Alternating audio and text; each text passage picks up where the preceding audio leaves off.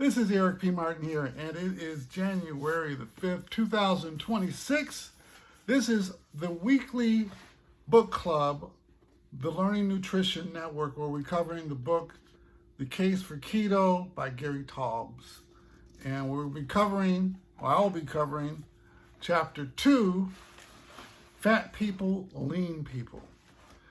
And first off, I want to say my takeaway from this chapter was just the belief system as Gary goes, and covers the history all the way to the back to the 1930s of how professionals, doctors, their attitudes and beliefs about people that were overweight or obese, all the way up until today, and not only just the doctors, but the institutions like the National Institute of Health, I believe, and their attitude and the statements that they made.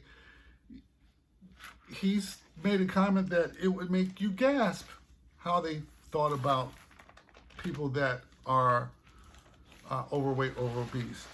But his argument is, as he mentions Astwood, that it really is a hormonal and physiological and also metabolically difference of how a person consumes and metabolizes food. It's different from everybody, just like our fingerprints are. So when doctors prescribe or make suggestions of how to manage your weight, they're not being sensitive or even curious about the process. Some doctors, now I'm going to make that generalization, but that you just need to eat healthier and exercise, and you'll lose the weight, and you'll get, this was told to me by my doctors, and it reminded me of seeing my functional nutritionist. He would bring in this bag of vegetables, red peppers, carrots, and that's what he brought to work every day. Well, he grew his own food. Now, I didn't have that luxury of doing that, but my point is that he made the same suggestion. Here's what you can eat for a snack rather than going out and buying 2 bagels or whatever. But it didn't talk about, or he didn't mention that I might be metabolizing, fat differently, or in it, the food differently, that the body would try to hold on to the fat or turn the extra calories into fat.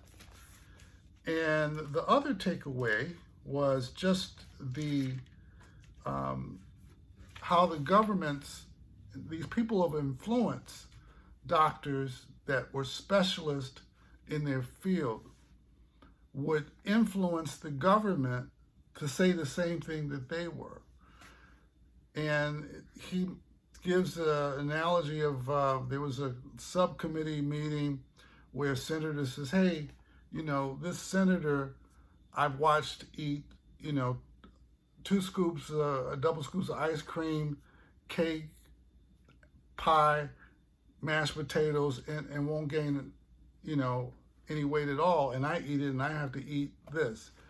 So he was challenging, or that senator was challenging this person that was an expert, but they still had the same attitude. And I think this was in 1972 that happened.